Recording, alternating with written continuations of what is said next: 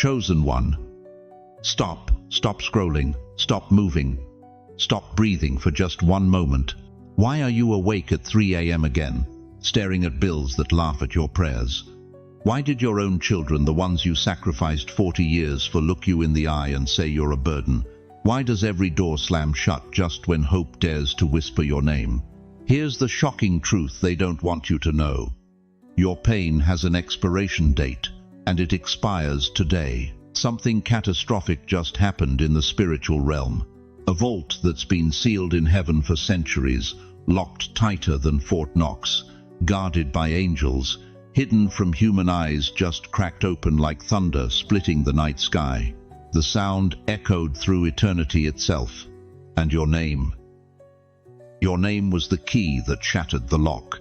I'm not talking about some feel-good sermon to make you smile for 5 minutes. I'm talking about divine intervention, so massive, so overwhelming, that billionaires will study your story to understand how God moves mountains. The same God who parted the Red Sea, who fed 5,000 with a boy's lunch, who raised Lazarus from a tomb, he just whispered something about you that made angels hold their breath. Listen. Can you hear that? That's not your heartbeat.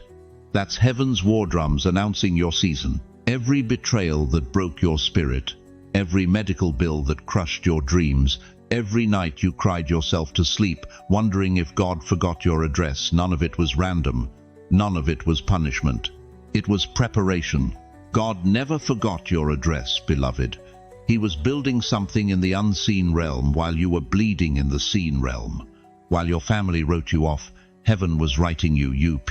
While society counted you out, the Almighty was counting you in for a blessing so massive, it'll rewrite your family tree for the next 100 years. Before we go deeper into this mystery, and make no mistake, this is a mystery that's been hidden since before time began. I want to pause and thank every single one of you who has supported this message through super thanks. Your generosity means more than you know. You're not just donating, you're helping spread light to others who feel alone in their calling. Whether you give or not, I'm deeply grateful for your presence here. Your support, your time, your attention, it all matters. And if this message resonates with your soul, go ahead and let faith lead your heart. But right now, if this word is piercing your soul like a sword of truth, if something inside you just stirred awake for the first time in years, type in the comments, "I'm ready for overflow." Let the heavens and the enemy know exactly where you stand.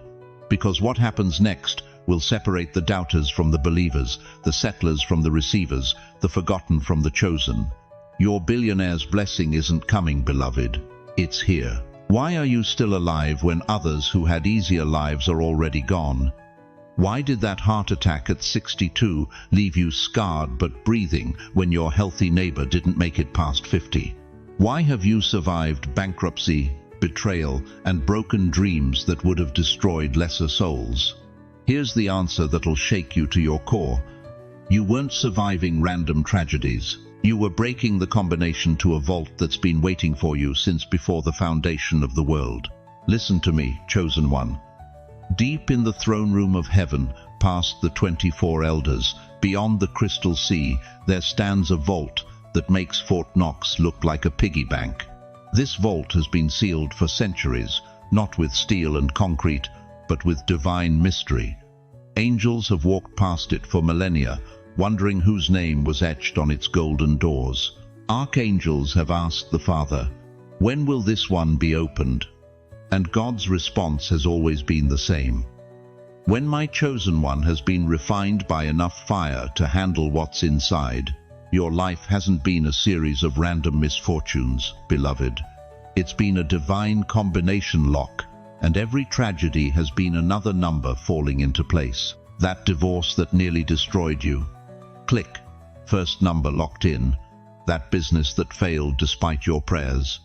Click. Second number aligned. Those children who turned their backs after everything you sacrificed. Click. Third number secured. Every betrayal, every loss, every night, you cried yourself to sleep, wondering if God had forgotten your name. Those weren't punishments. Those were the sound of tumblers falling, locks opening, seals breaking, on a blessing so massive it required decades of preparation just for you to be able to contain it. You think God was absent during your darkest hours. He was standing guard at your vault, watching every tear you cried get transformed into liquid gold, every prayer you whispered in desperation become another layer of interest compounding on your divine inheritance. But why did it take so long? Why didn't God just open the vault when you were young and strong enough to enjoy it? Because young people squander what older people steward. Because untested vessels crack under the pressure of billion-dollar anointings. Because God needed to know, not wonder. Know that when He placed unlimited resources in your hands, you wouldn't lose your soul in the process. Look at Joseph. 17 years old with dreams of greatness. But God didn't hand him Egypt's treasury at 17. First came the pit, then slavery, then false accusations, then prison. 13 years of having every door slammed in his face. 13 years of being forgotten, overlooked, written off by everyone who should have remembered his name. But here's what Joseph didn't know during those prison years. Every injustice was qualifying him. Every betrayal was building his character. Every closed door was God saying, "Not yet. You're not ready for what I'm preparing to put in your hands." When Pharaoh finally called Joseph from the dungeon to the palace, it wasn't just a promotion. It was the opening of a vault that would save the entire known world from 7 years of famine. Genesis 41-57 tells us, all countries came to Egypt to buy grain from Joseph because the famine was severe in all the world. One man's vault became the lifeline for nations. Your vault isn't just for you, chosen one. Your blessing is designed to be a river, not a lake. It's meant to flow through you to heal communities, restore families, and fund kingdom advancement that will echo through eternity. But here's where it gets personal. Here's where the story becomes your story. Every door that slammed shut in your face, was it rejection or divine redirection? Every opportunity you lost, was it failure or divine protection from something that would have stolen your destiny? Every relationship that ended, was it abandonment or God removing people who couldn't handle where He was taking you? You've been asking the wrong questions for decades. Instead of "Why me, God?" you should have been asking, "What are you preparing me for?" The vault has your name on it. It's always had your name on it. But the combination could only be unlocked through the specific sequence of trials that would transform you from someone who begs for blessing into someone who commands respect from billionaires. Your gray hair isn't a sign of decline, it's a crown of wisdom that proves you've been tested by fire and refined by time. Your wrinkles aren't marks of age, they're etchings of experience that qualify you for assignments younger people couldn't handle. Your scars aren't shame, they're credentials that heaven recognizes and hell fears. Right now, as I speak these words, something is shifting in the spiritual atmosphere. The final tumbler is falling into place. The last seal is breaking. The vault that's carried your name for 70, 80, maybe 90 years is creaking open for the first time since it was sealed. But here's the urgency you need to understand. Vaults don't stay open forever. There are divine windows of opportunity that close when the moment passes. This isn't just another inspirational message to make you feel better about your situation. This is a prophetic announcement that your season of preparation is over and your season of manifestation has begun. The question isn't whether you deserve what's in that vault. The question is whether you'll have the faith to reach for it when the doors swing wide. Don't you dare turn away, because what's coming in the next minutes will explain why your decades of pain are about to turn into rivers of abundance that will make your enemies weep and your children call you blessed. The combination is almost complete. The vault is almost open, and what's inside will prove that God really does save the best wine for last. Listen to me, chosen one. I need to expose the liar who's been whispering poison in your ear for decades. The devil himself has been your personal psychological terrorist, and it's time to call him out by name. You know his voice, don't you? You hear it every morning when you look in that mirror. You're too old. You missed your chance. If God was going to bless you, it would have happened by now. That's not wisdom talking, that's warfare. He whispers when you see that college graduation photo on your nightstand. Look how young you were. Look how full of dreams. Now look at you. But here's what that lying serpent doesn't want you to know. He's absolutely terrified of what's about to happen in your life.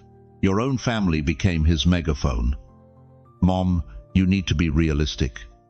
Dad, accept your situation. Stop dreaming. Act your age.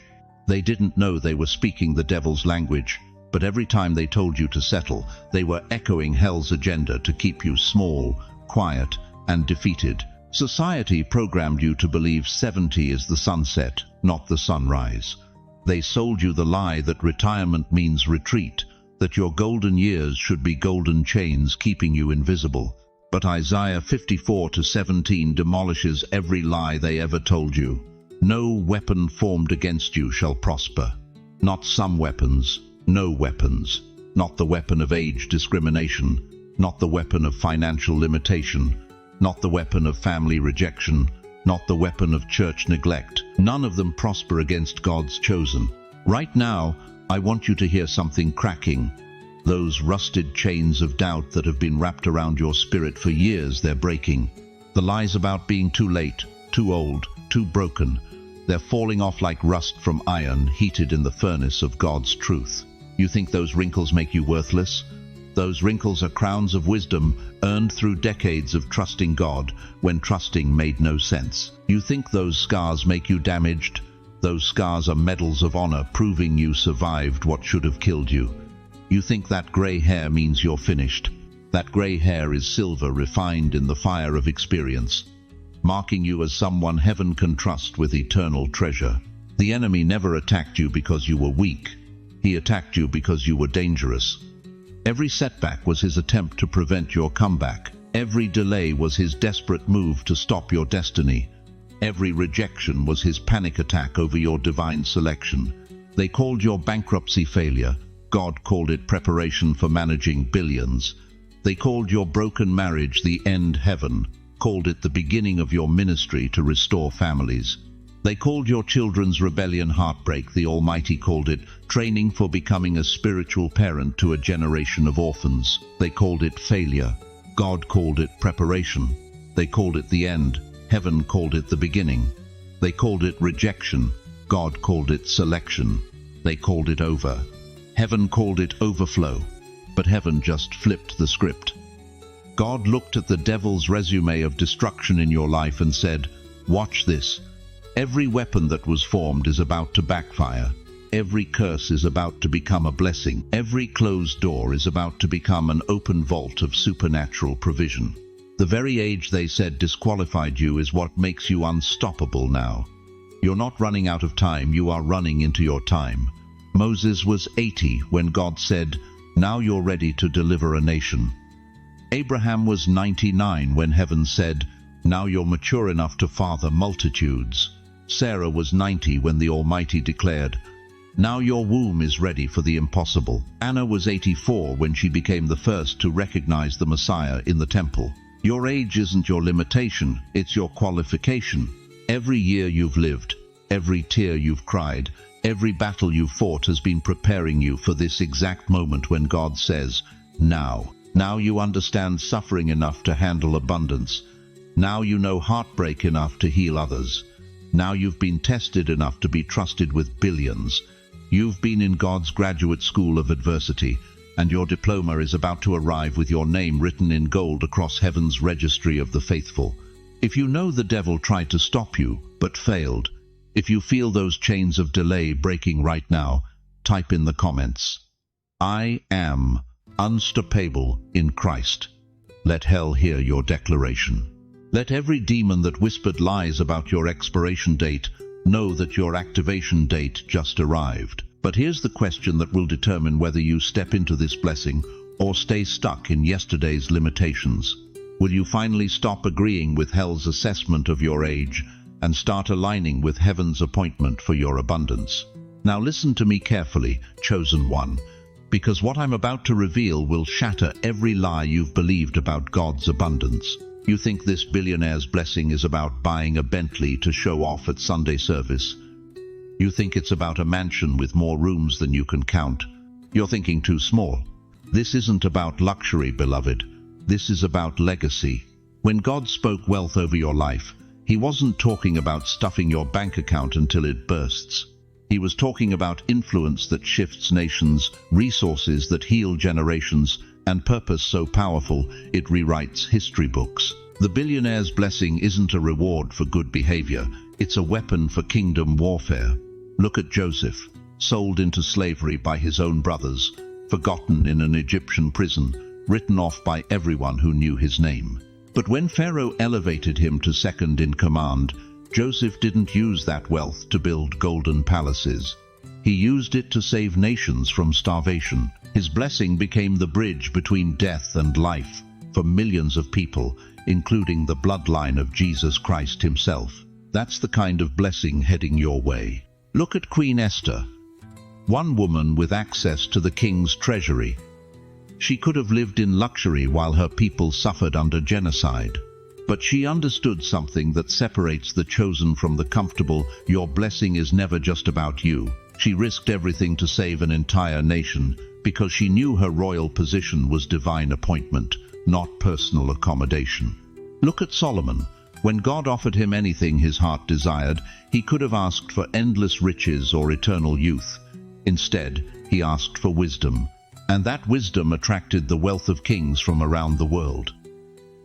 1 Kings 10:23 declares, King Solomon was greater in riches and wisdom than all the other kings of the earth. His blessing didn't just fill his treasury, it built a temple that became the heartbeat of Jerusalem for generations. You see the pattern, don't you? God doesn't give billionaire blessings to people who want to hoard wealth like spiritual dragons sitting on gold. He gives them to vessels who understand that abundance is not a stagnant bank account, it's a river that never runs dry, never stops flowing, never ceases to refresh everything it touches. Most people dig wells when God offers them access to underground rivers that connect straight to heaven's throne room. You've been living in drought season while this river raged beneath your feet, waiting for you to stop settling for puddles when oceans belong to you. But let me show you something that will blow your mind. This isn't just ancient history, beloved. God is still moving the same way today. Look at Oprah Winfrey, born to a teenage single mother in rural Mississippi, so poor she wore dresses made from potato sacks. Molested, abused, told she was worthless. But God saw something else. He saw a voice that would reach millions, a platform that would heal hearts, a blessing that would flow like a river to touch every corner of the earth. Her wealth isn't just personal success, it's generational impact. Look at Tyler Perry, homeless at 28, living in his car, working construction just to eat. But God was positioning him for something the world couldn't see. Today his studios employ thousands, his movies inspire millions, and his giving changes lives across the globe. His blessing didn't stop at his bank account, it became a fountain pouring into communities that had been forgotten. And what about Colonel Sanders? Started Kentucky Fried Chicken when he was 62 years old. 62! The world said he was too old, too late, too broke to matter. But God said he was right on time. His secret recipe didn't just make him rich, it created an empire that still feeds families worldwide decades after his death. Your age isn't your disqualification, dear one. It's your asset. Your experience isn't your limitation. It's your leverage. Your scars aren't evidence of your failure. They're proof of your qualification for supernatural breakthrough. Right now, something is erupting in the spiritual realm. Not approaching you, erupting from within you. The blessing isn't coming from somewhere else. It's been dormant inside you, waiting for this exact moment when your faith would align with heaven's timing. Every tear you've cried over unpaid bills was watering the seed of abundance in your spirit. Every prayer you've whispered in grocery store aisles was activating the river system that's about to burst through the surface of your circumstances. Every sleepless night wondering if God forgot about you was actually the sound of divine drilling, breaking through the rock of resistance to release what's always belonged to you. This river doesn't trickle, beloved. Luke 6:38 promises it will be pressed down, shaken together, running over. Abundance so aggressive, it spills out of your lap, floods your floor, and forces everyone around you to grab buckets just to help you contain the blessing. But here's what's going to shock you to your core. This blessing isn't approaching you like some distant storm on the horizon. It's not coming to you from the outside. It's erupting from within you right now. The same Spirit that raised Christ from the dead is awakening every dormant gift, every buried dream, every suppressed calling that's been sleeping in your DNA. Romans 8:11 declares that resurrection power is giving life to your mortal body at this very moment. Not tomorrow, not next week. Now. Put your hand on your chest. Right now. Feel that heartbeat. That's not just blood pumping through your veins. That's liquid blessing flowing through your spiritual circulatory system. Say it out loud, don't just think it. Speak it into existence. The river is flowing in me. Say it again. Louder this time. The river is flowing in me. Because the question that will determine everything about your next chapter is this. Will you keep digging wells for temporary relief? Or will you tap into the eternal river that's been calling your name since before you took your first breath? Listen to me, dear one. I know what happened. I know about that phone call 3 years ago when your daughter asked for money again. $28,000 for her business venture that never materialized. I know about your son who promised to pay you back, then changed his number. I know about those grandchildren who only call when they need something, then disappear for months like smoke in the wind. You're sitting there right now, maybe in that same chair where you've cried 1,000 tears, wondering if you failed as a parent, wondering if you wasted your love on ungrateful hearts, wondering if God sees how your own flesh and blood treats you like an ATM with feelings. But here's what hell doesn't want you to understand. Their rejection isn't God's reflection on your worth. Their failure to honor you doesn't diminish heaven's plan to bless you. You think this billionaire's blessing is about them validating you. You think God needs their approval to pour abundance into your life. Beloved, you've got it backwards. This blessing isn't coming to make them love you more. This blessing is coming to establish something they can't even comprehend yet, a bloodline legacy that will echo through eternity. Look at an oak tree, chosen one. Really look at it. That massive trunk didn't grow overnight. Cut it open, and you'll see rings, dozens of them, maybe hundreds. Each ring tells a story. Each circle marks a year of storms weathered, seasons survived, roots that refused to die. Some rings are thick from years of abundance, others are thin from years of drought. But every single ring carries something precious inside it, the DNA of generations. You are that oak tree. Every betrayal that cut deep, every financial loss that left you gasping, every sleepless night wondering if you'd survive another crisis, those weren't just random sufferings. Those were rings being formed in your spiritual trunk, rings that carry the genetic code of breakthrough for generations you'll never meet. The Bible declares in Proverbs 13:22, "A good man leaves an inheritance to his children's children." Not just money, beloved, not just property or possessions. An inheritance of favor, an inheritance of divine connection, an inheritance of breakthrough DNA that skips generations and lands exactly where God intended. Your children may have disappointed you, but what about your children's children? What about their children? What about the great-granddaughter who isn't even a thought in anyone's mind yet, but she's already written in God's book? Right now, somewhere in your bloodline, maybe 2 generations down, maybe 3, there's a single mother working 3 jobs, choosing between groceries and gas money. She doesn't know your name. She's never heard your story, but she's about to inherit the blessing you're receiving today. That apartment she can't afford, you're about to pay for her mansion. That college education she thinks is impossible, you're about to fund her PhD. There's a teenager in your family tree, maybe not even born yet, who's going to want to give up. Depression will tell him he's worthless. Circumstances will scream that there's no hope. But something inside his DNA, something you planted by your faithfulness today, will rise up and say, I come from fighters. I come from overcomers. I come from people who don't quit. Do you understand what's happening here? You're not just receiving money. You are birthing a legacy. You are becoming the turning point in your family's financial DNA. The poverty stops with you. The struggle ends at your generation. The curse dies in your hands so blessing can be born through your faithfulness. That grandson who barely calls you, his daughter is going to call you blessed.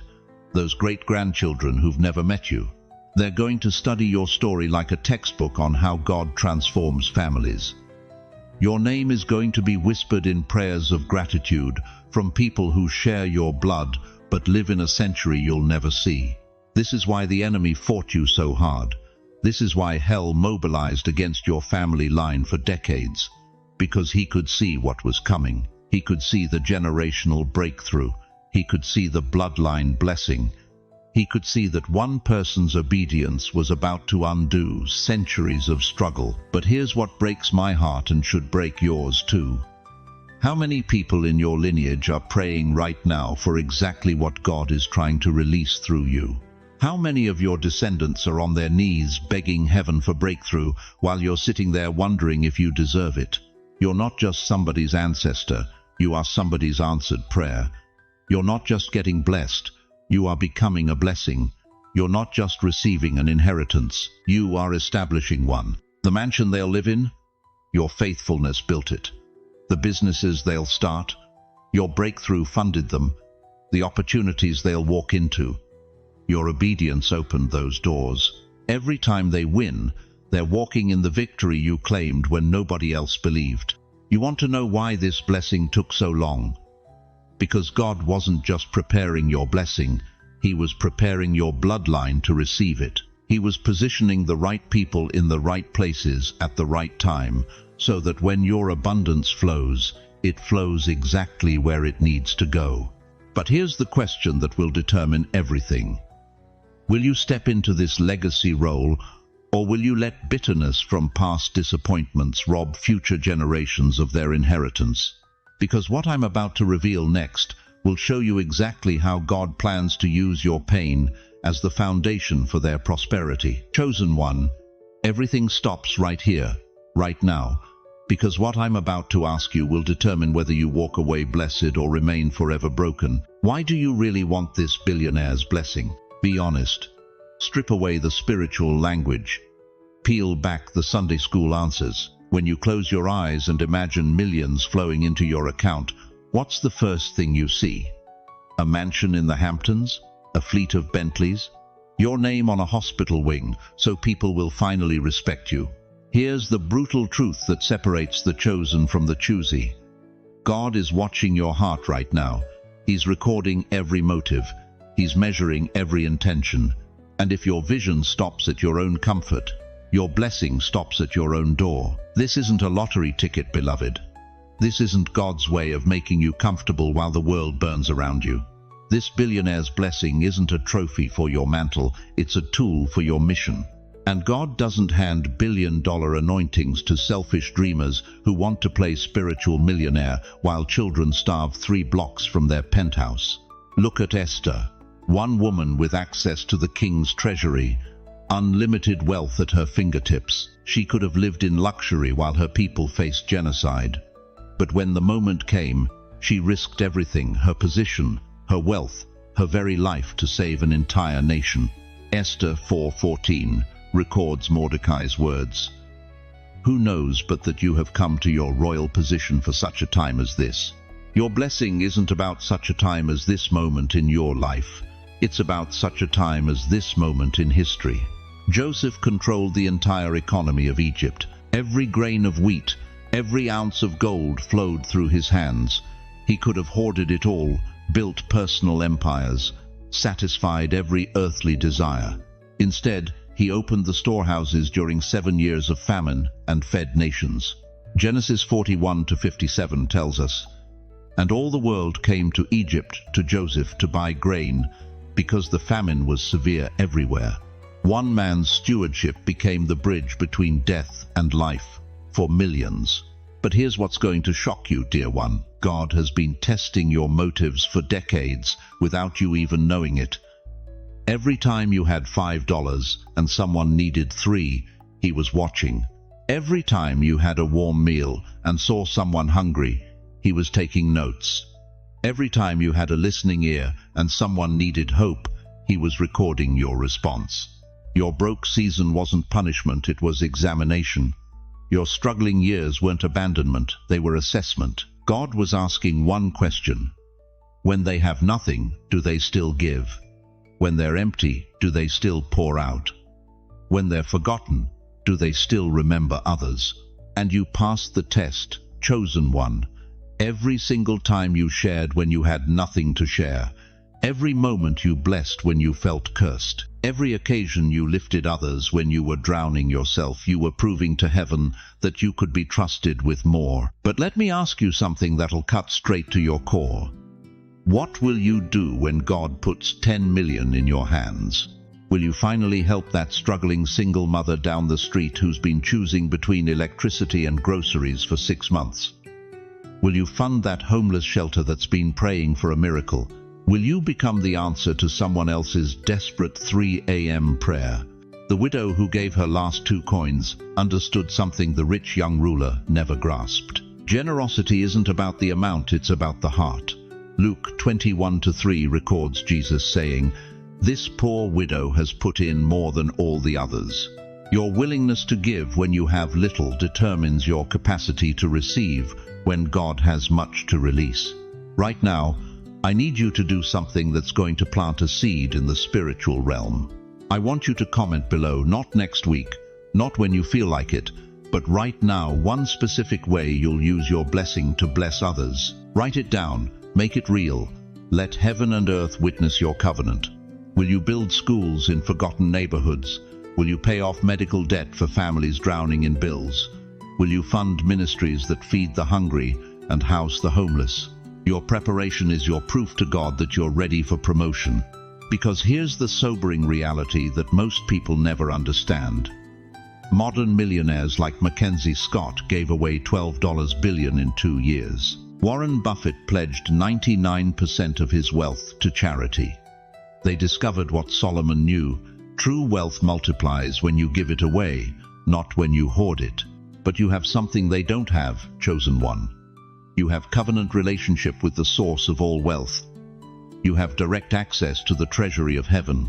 You have the ability to steward resources with divine wisdom, not just human strategy. God is about to entrust you with wealth that'll make headlines, but He's watching to see if your heart can handle the headlines. Will you become another rich fool who builds bigger barns for himself? Or will you become the faithful steward who feeds nations and funds revival? Your motive isn't just being tested, it's being revealed. And what's about to be revealed will determine whether you become a monument to God's faithfulness or a cautionary tale about wasted opportunity. The question echoing through heaven right now is this: can you be trusted with a blessing that could change the world? Beloved, what I'm about to tell you will either ignite your faith or terrify your flesh. We are standing at the edge of a 7-day window that will change everything. Not 7 weeks, not 7 months, 7 days. Why 7? Because 7 is God's number of completion, of perfection, of divine breakthrough that shakes the foundations of impossibility. Look at Jericho. For 6 days, the Israelites marched around those massive walls in complete silence. 6 days of looking foolish to the world. 6 days of seeming like nothing was happening. But on the 7th day, when they opened their mouths and shouted, those walls didn't just crack. They collapsed. Completely, utterly, supernaturally. You've been marching around your walls for years, haven't you? The wall of financial lack, the wall of family rejection, the wall of medical bills that tower over your faith like skyscrapers of fear. But chosen one, this is your 7th day. God spoke creation into existence in 7 days. Noah's Ark found dry ground after 7 days. Jesus fed the multitudes, and they gathered 7 baskets of leftovers. 7 isn't coincidence, it's covenant. And right now, as these words penetrate your spirit, Heaven's stopwatch just started ticking. 7 days, 168 hours, 10,080 minutes. But who's counting? God is. Here's what's going to happen, and I need you to listen with every fiber of your being. Within the next 7 days, and I'm not speaking hope, I'm speaking prophecy, something will confirm this word. It might be a phone call you weren't expecting. It might be a check in your mailbox from a source you can't explain. It might be a door that's been locked for decades, suddenly creaking open like heaven's own hinges. But it will happen. The shift isn't coming, beloved. The shift is here. Your spirit knows it. Your body might doubt it, but your spirit, that eternal part of you that's connected to the throne room of the Almighty, is vibrating with recognition right now. You feel it in your chest, don't you? That electricity, that knowing, that sense that the atmosphere around your life just changed. But here's where it gets personal. Here's where heaven demands your participation in your own miracle. I need you to do something that might seem crazy to your logical mind, but is absolutely essential to your spiritual breakthrough. Right now, not after this video, not tomorrow morning, right now. Get a pen, get a journal, get anything you can write with.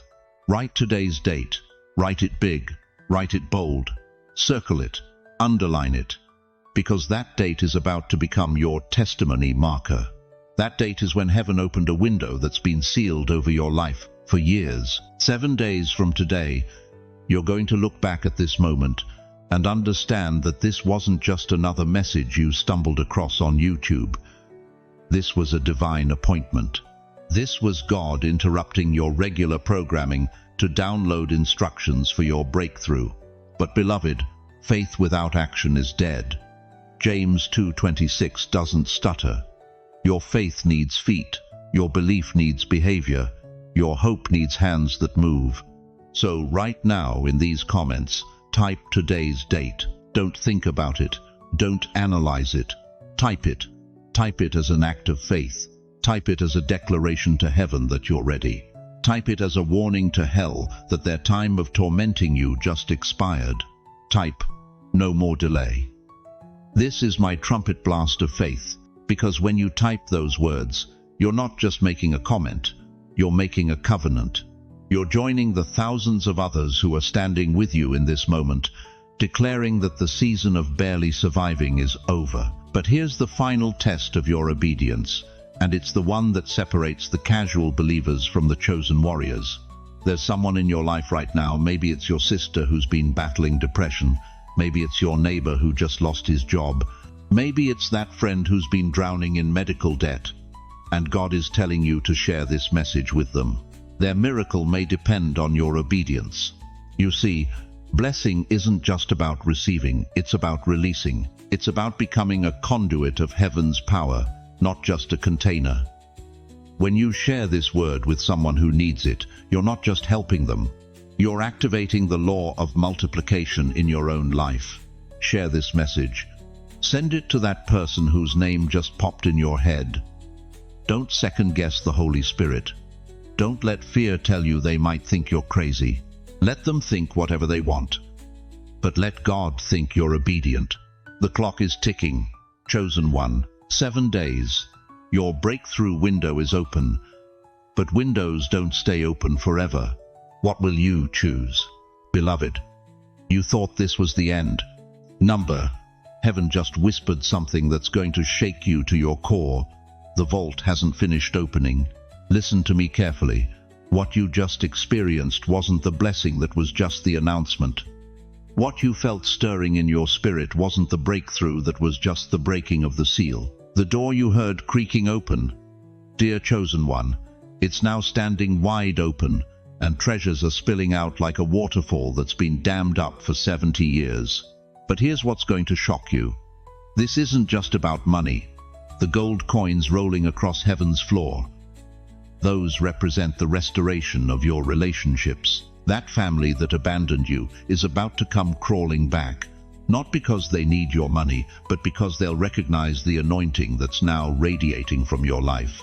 Your prodigal children who haven't called in months are about to show up at your door with tears in their eyes and apologies on their lips. The silver bars stacked to the ceiling, Those represent the healing that's about to flood your body. That arthritis that's been crippling you for 20 years, it's about to bow to the name of Jesus. That depression that's been your unwelcome companion since your spouse died, it's packing its bags tonight. That medication cabinet that looks like a pharmacy is about to become a museum of what God delivered you from. The precious stones scattered like stars across the vault floor, those represent the dreams you buried with your disappointments. That book you always wanted to write, the ministry you thought was too late to start, the business idea you convinced yourself was foolish, they're all coming back to life, not as wishful thinking, but as divine assignments with heaven's backing. It's not over. It's not over. It's not over. Can you feel it? That electricity in the atmosphere around you right now, that's not your imagination. That's the sound of chains breaking, financial chains that have held your bloodline captive for generations. Broken. Chains of sickness that have plagued your family tree shattered. Chains of limitation that made you accept less than God's best. Obliterated. But I need to tell you something that's going to blow your mind. You've been focusing on the wrong treasure this entire time. You've been praying for dollars when God has been preparing destiny. You've been asking for provision when He's been orchestrating position. You've been begging for money when He's been building you into a monument of His faithfulness. The blessing you thought was about your bank account is actually about your bloodline. The miracle you thought was about paying bills is actually about changing history. The breakthrough you thought was personal is actually generational. Deuteronomy 28:13 declares, "The Lord will make you the head, not the tail." If you pay attention to the commands of the Lord your God, you will always be at the top, never at the bottom. Do you hear that? Head, not tail. Top, not bottom. This isn't about survival anymore, beloved. This is about supremacy. This is about God elevating you so high that your testimony becomes a landmark for future generations. But here's the urgency that should grip your soul right now. This moment, this very second, you're hearing my voice, is what the Greeks called kairos time. Not chronos, the ticking of clocks, but kairos, the fullness of time when heaven intersects with earth. When opportunity meets preparation, when destiny meets availability. Your great-grandmother prayed this prayer into existence. Your grandfather's tears watered the ground for this harvest. Your mother's midnight intercessions built the foundation for this breakthrough. And you are standing at the culmination of a century of prayers, positioned to receive what generations before you could only dream about. In Joshua 1-3, God told His chosen one, "I will give you every place where you set your foot." Not some places, every place. Your foot is about to touch territories your mind can't even imagine. Boardrooms you never thought you'd enter, contracts you never thought you'd sign, opportunities you never thought you'd see. But the enemy knows what time it is too. That's why the attacks on your mind have been so vicious lately. That's why doubt has been screaming so loudly. That's why everything seems to be falling apart, just when breakthrough should be breaking through.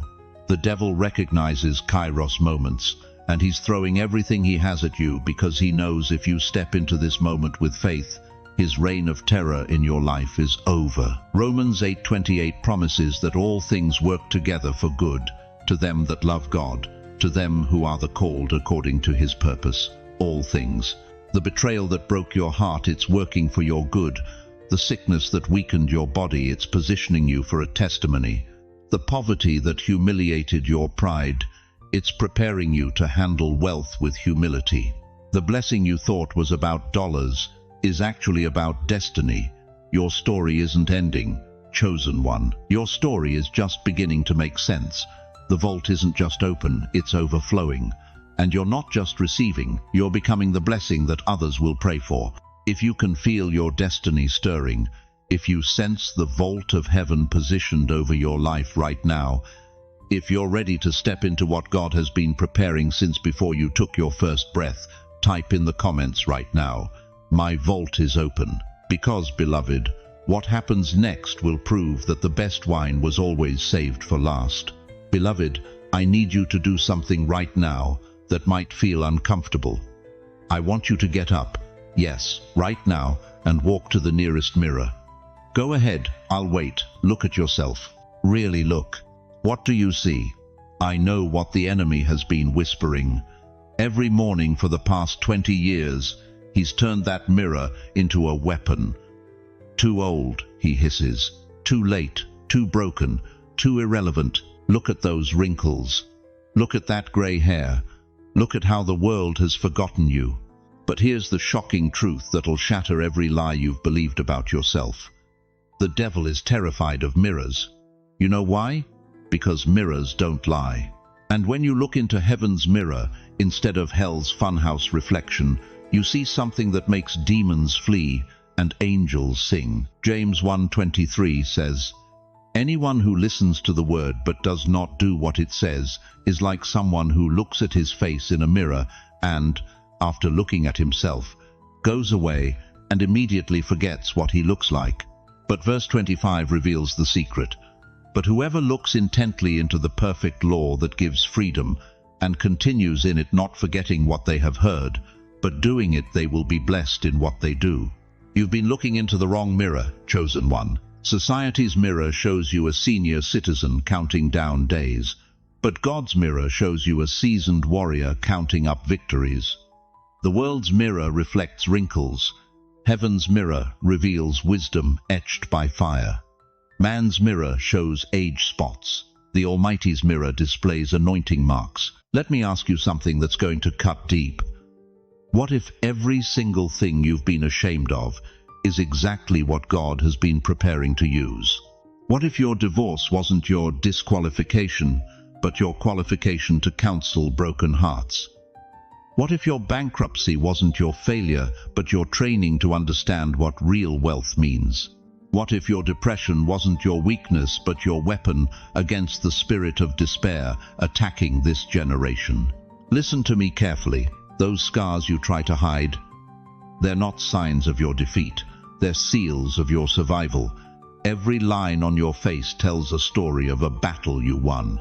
Every grey hair is a crown of glory earned through decades of refusing to quit when quitting would have been easier. The enemy has been running a masterful con game on you.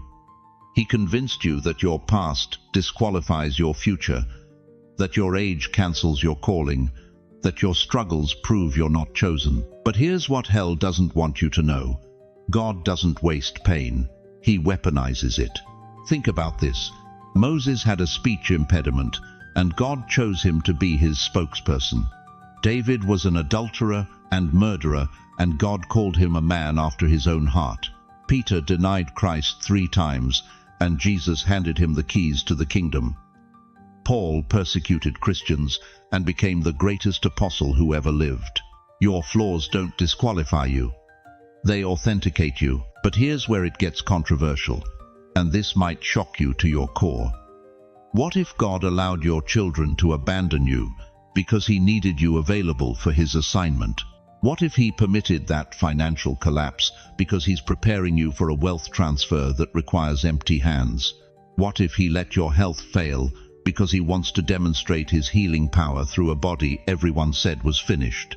I know that sounds harsh. I know it cuts against everything you've been taught about a gentle Jesus. But the same Jesus who wept with Mary and Martha also flipped tables in the temple. The same God who comforts also confronts. And right now, he's confronting every lie you've believed about your worth, your purpose, your destiny. When Jacob wrestled with God all night, he walked away with a limp. But that limp wasn't his weakness, it was his witness. Every step he took for the rest of his life testified to the night he touched the divine and lived to tell about it. Your limp is your testimony, beloved. Your scars are your sermon. Your struggles are your strength. Here's the revelation that's going to transform everything. You're not looking at yourself through the right lens. When you look in that mirror, you don't see wrinkles, you see wisdom carved by decades of walking with the Almighty. You don't see scars, you see seals of survival that prove hell couldn't take you out. You don't see age, you see anointing that only comes through time spent in God's presence. The world measures value by youth and beauty. God measures worth by faithfulness and endurance. The world celebrates the untested. Heaven honors the proven, society worships smooth skin. The Almighty treasures scarred hands that have served, sacrificed, and survived. But here's the question that'll determine everything about your future. Will you keep looking into the devil's distorted mirror, or will you finally see yourself through heaven's eyes? Will you keep agreeing with hell's assessment, or will you align with God's appraisal? Because right now, at this very moment, something is shifting in the spiritual realm. The same God who told Gideon, "The Lord is with you," mighty warrior, when he was hiding in a winepress, is looking at you, sitting in your living room, maybe in your pajamas, feeling forgotten and overlooked, and he's saying the exact same thing. The mirror doesn't lie, chosen one, but you've been looking into the wrong one your whole life. So I'm going to ask you to do something that might feel foolish, but will change everything. Look into that mirror again, and this time, whisper these words out loud. I receive my true reflection. I am who God says I am. I carry what heaven placed in me. I am chosen, anointed, and appointed for such a time as this. Say it. Don't just think it. Your voice carries authority that your thoughts don't possess. Your declaration activates what your doubt has been deactivating. But here's the question that's burning in my spirit right now. If this is who you really are, if you're not the forgotten failure but the chosen vessel, then why has your blessing been delayed for so long? What's heaven been waiting for? But wait, chosen one. Wait. You thought this river was about filling your empty bank account? You thought God cracked open heaven's vault just to pay your light bill? Think bigger. Think nations. Listen to me carefully. That supernatural river of abundance flowing through your living room right now, it's not stopping at your front door. It's not ending with your mortgage payment. That river has an assignment that'll make your head spin and your heart pound with holy purpose. Look at your hands. Go ahead. Look at them. Those weathered fingers that counted pennies for decades. Those palms that wiped away tears of financial desperation. God is about to turn them into faucets of provision for an entire generation. The river that kept you alive is about to turn you into a fountain for nations. You think I'm exaggerating? You think this old preacher's getting carried away? Let me take you to Ezekiel chapter 47, verse 1. The prophet sees water trickling from under the threshold of the temple. Just a trickle at first. Ankle deep, then knee deep, then waist deep. But by verse 5, that tiny stream had become a river that I could not cross, for the water had risen and become deep enough to swim in. That river didn't stop at the temple walls, beloved. Ezekiel 47:9 declares, "Wherever the river goes, every living creature that swarms will live." Every living creature. Not some, not a few. Every creature it touches receives life. You were never meant to be a pond, storing up blessings like some spiritual hoarder. You were designed to be a river, a flowing, life-giving, nation-changing torrent of God's goodness. But here's what's going to shock you to your core. That river isn't just flowing to you anymore. It's flowing through you. The river is flowing into your children who wrote you off, and they're about to call you blessed. The river is flowing into your community that forgot your name, and they're about to beg for your wisdom. The river is flowing into your city that counted you as invisible, and they're about to see you as indispensable. Can you see it? That supernatural abundance leaving your house like flood waters breaking through a dam. It's spilling into the apartment complex where that single mother counts food stamps. It's rushing into the nursing home where forgotten seniors wait for visitors who never come. It's flowing into the schools where teachers spend their own money on supplies because the system failed them. The river is flowing into your grandchildren's futures, creating opportunities they can't even imagine yet. The river is flowing into businesses that haven't been started, churches that haven't been built, ministries that haven't been birthed. But the enemy has been whispering lies in your ear. You're too old to make a difference. Your time has passed. Leave the big dreams to younger people. That's not God's voice, that's hell's panic attack over what you're about to unleash. Moses was 80 when he delivered a nation. Abraham was 100 when he birthed the promise. Caleb was 85 when he said, Give me this mountain. Your age isn't your limitation. It's your qualification to carry something the young ones couldn't handle. The river is flowing into nations. Chosen one. Nations. Countries you'll never visit will feel the ripple effects of your obedience. Missionary work you'll never fund will change eternal destinies. Orphanages you'll never see will house children because the river flowing through you created the stream that reached them. This isn't about you getting comfortable. This is about you becoming a conduit for the impossible. Think about that widow with 2 coins in Mark 12. Jesus said she gave more than all the rich men combined. Why? Because her sacrifice created a river that's still flowing 2,000 years later. Every time someone reads that story and decides to give sacrificially, her river touches another life. Your billionaire's blessing isn't coming so you can buy a bigger house. It's coming so you can build bigger hope. It's not coming so you can drive fancier cars. It's coming so you can drive out generational poverty from entire bloodlines. The river is flowing through you to heal what was broken, restore what was stolen, and rebuild what was destroyed. Every dollar that flows through your hands carries the DNA of divine purpose. Every investment you make echoes through eternity. But I need to ask you something that's going to cut deep. Are you ready to stop being a dam and start being a river? Because dams hold back. Rivers flow forward. Dams protect what they have. Rivers share what they carry. Dams become stagnant over time. Rivers stay fresh through constant movement. Right now, stretch out your hands.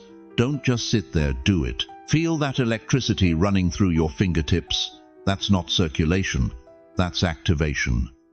God is turning your hands into release valves for heaven's economy. Declare it with me.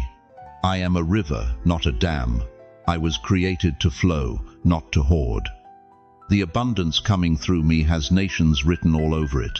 The river that once only kept you alive is now turning you into a fountain for nations. But the question that will determine whether you become a blessing or a bottleneck is this. When God opens those floodgates completely, will you have the courage to let it all flow through you? Chosen one. I need you to close your eyes for just a moment. I want you to see something that's going to shatter every limitation you've accepted, every lie you've believed about your future. Picture this with me. You're standing at the entrance of the most magnificent banquet hall you've ever seen. Crystal chandeliers hang like frozen tears of joy. Golden plates gleam under heaven's spotlight. The aroma of victory fills the air so thick you can taste it on your tongue. But here's what'll shock you to your core. This isn't just any feast. This is your feast, the one God has been preparing while you've been suffering. Psalm 23:5 declares with thunderous authority, "You prepare a table before me in the presence of my enemies." Not after your enemies leave. Not when your enemies apologize. In the presence of those who counted you out, wrote you off, and celebrated your pain. Look closer at this divine table, beloved. Every single piece tells a story of vindication, so complete it'll leave your jaw on the floor. Those bills that laughed at you every morning, they're now the golden plates serving your abundance. That mortgage that threatened to steal your home, it's now the tablecloth celebrating your ownership. Those medical expenses that drained your savings, they're the crystal glasses overflowing with divine health and supernatural provision. Every person who betrayed you, your own children who called you a burden, that church that pushed you aside, those friends who whispered behind your back when you lost everything, they're not invited to eat. They're forced to watch, forced to serve, forced to witness the God of vindication, proving he never forgot your name. Can you see your ex-spouse who took everything? They're standing there holding your napkin, watching billions flow into the account they thought they emptied. Can you see those adult children who abandoned you? They're serving the bread, realizing the inheritance they walked away from just multiplied beyond their wildest nightmares. But here's where it gets prophetic, where heaven's justice becomes so beautiful it'll bring tears to your eyes. Every bill that mocked you will now serve you. Every betrayal that wounded you will now witness you. Every door that slammed will now swing open. Every voice that said impossible will now whisper incredible. That doctor who gave you 6 months to live, he's watching you celebrate your 10th year of supernatural health.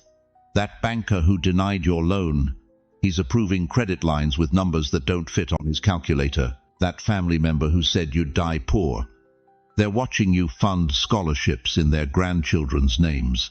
This isn't revenge, chosen one. This is vindication. There's a difference. Revenge seeks to harm. Vindication seeks to heal not just you, but everyone who witnesses God's faithfulness through your impossible story. Even your enemies will have to eat their words with a side of your testimony. They'll choke on every cruel comment as they watch your blessing manifest. They'll have to swallow their pride as they witness your promotion. They'll have to digest the truth that the God they said had forgotten you was actually preparing the feast of a lifetime. But look who's sitting at the head of this table. It's not you. It's Jesus himself, the one who knows what it feels like to be rejected, betrayed, counted out. He's the host who turns water into wine, who multiplies bread for the masses, who raises the dead to life. And he's smiling at you with eyes that say, "Welcome to the vindication you've been waiting for." The irony is so thick you could cut it with heaven's knife. The same people who said you were finished are about to discover you were just getting started.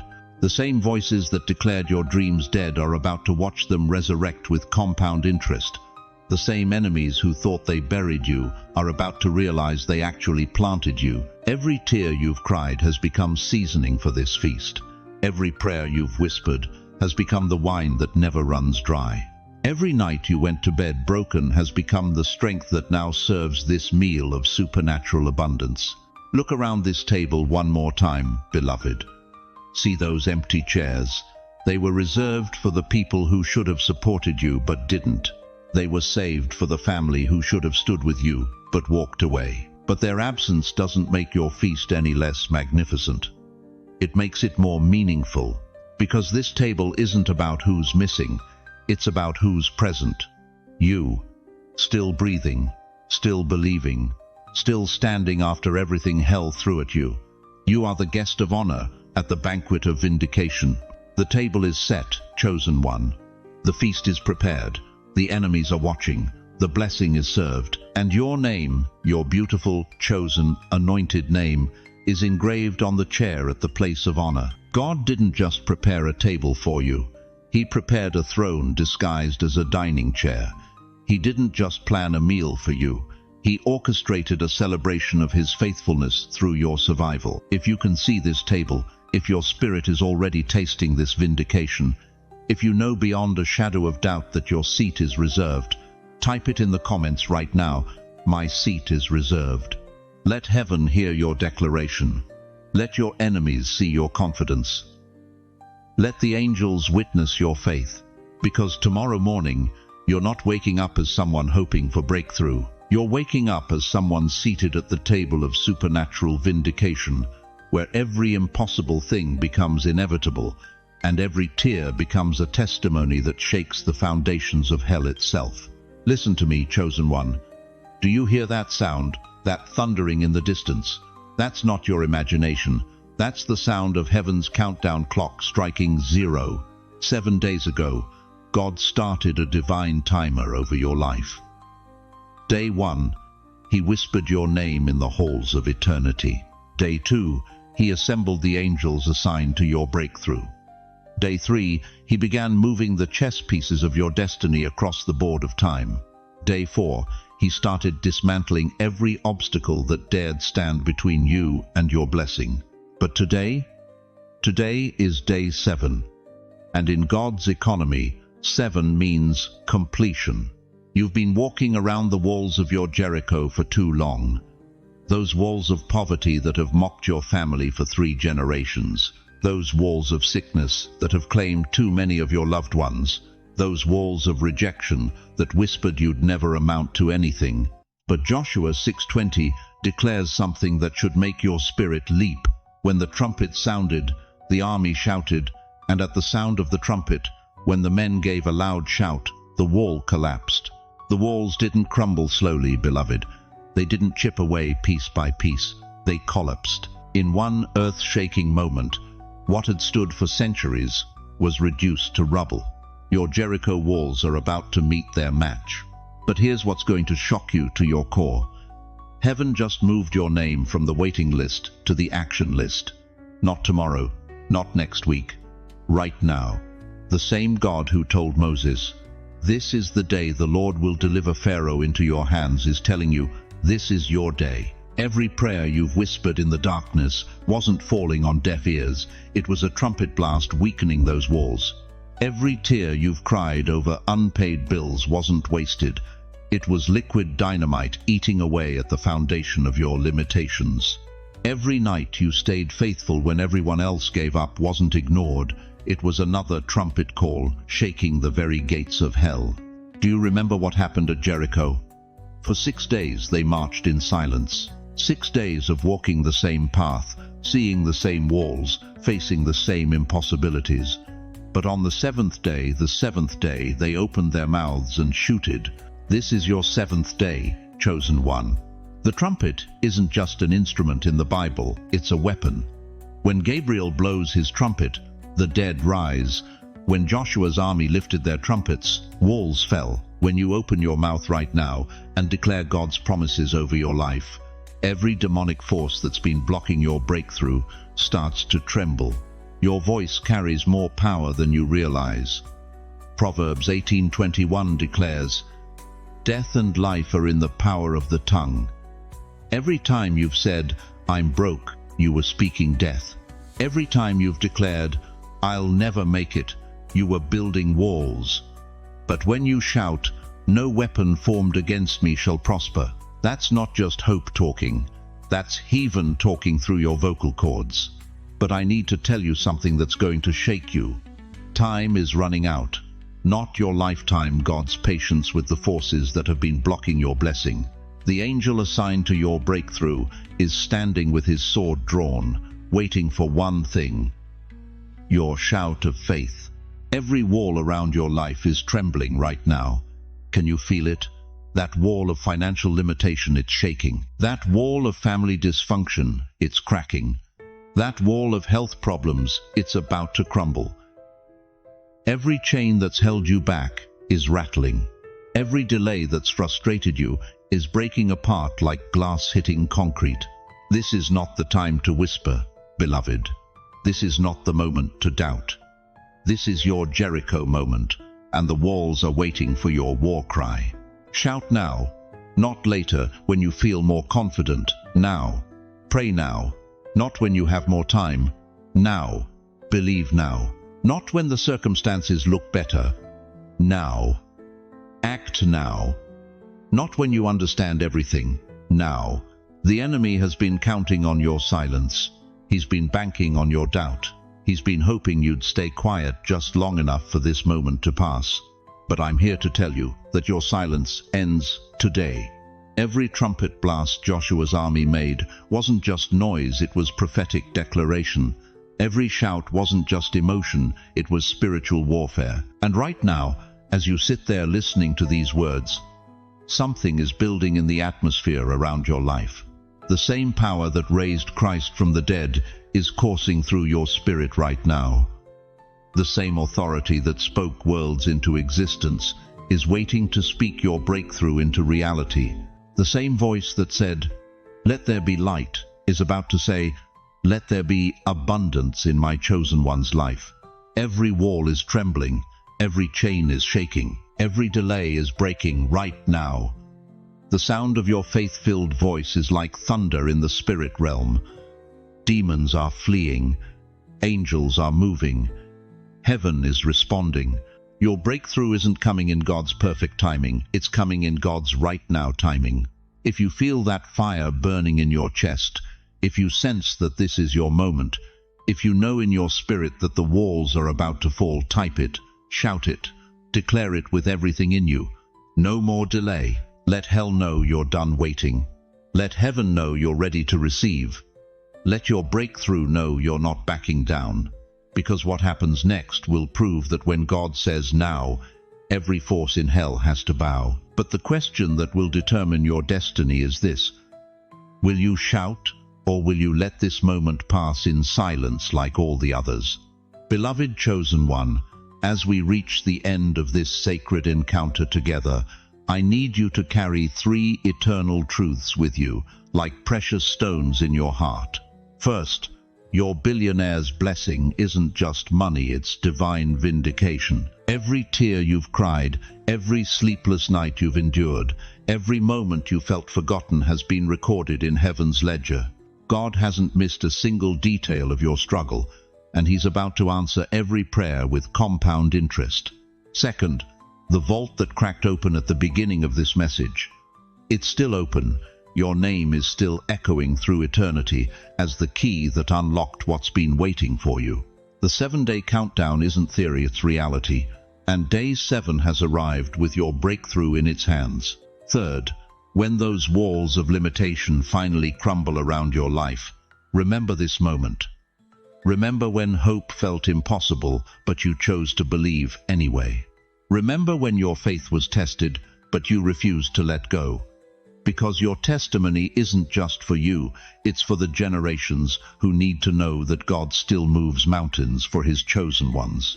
But hear me clearly, you are not walking this path alone. Even when the road feels uncertain, even when doubt whispers lies in your ear, even when the breakthrough seems delayed, the God who parted the Red Sea, who raised the dead, who spoke worlds into existence, is working behind the scenes on your behalf right this very moment. Every sunrise is His signature on a new day of possibilities. Every breath you take is proof that your story isn't finished. And beyond God's faithfulness, you have a community right here. Look around these comments. See these hearts connecting across the digital divide. Feel these spirits resonating with the same frequency of faith.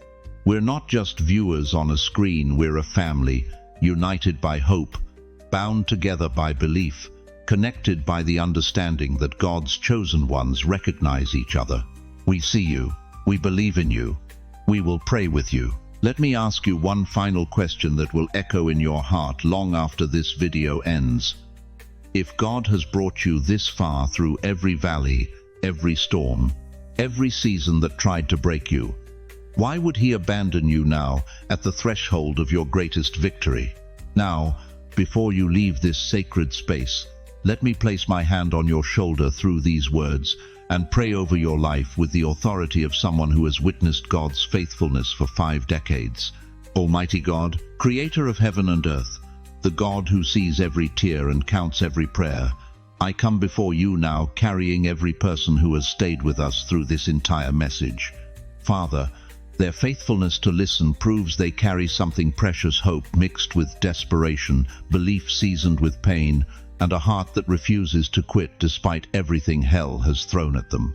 Lord, I pray that you would breathe fresh life into their weary bones right now. Where they feel forgotten, remind them they are engraved on your palms. Where they feel broke, open windows of heaven they've never imagined. Where they feel alone, surround them with your presence, so tangible they can feel your arms around them. God, release the billionaire's blessing we've talked about tonight. Not just financial abundance, but spiritual wealth, emotional restoration, physical healing, and relational breakthrough. Let every wall of limitation crumble like Jericho. Let every chain of poverty, sickness, and rejection be shattered by your mighty hand. Give them dreams that direct their steps, visions that guide their decisions, and divine connections that accelerate their destiny. Place the right people in their path and remove every person who would hinder your plans for their life.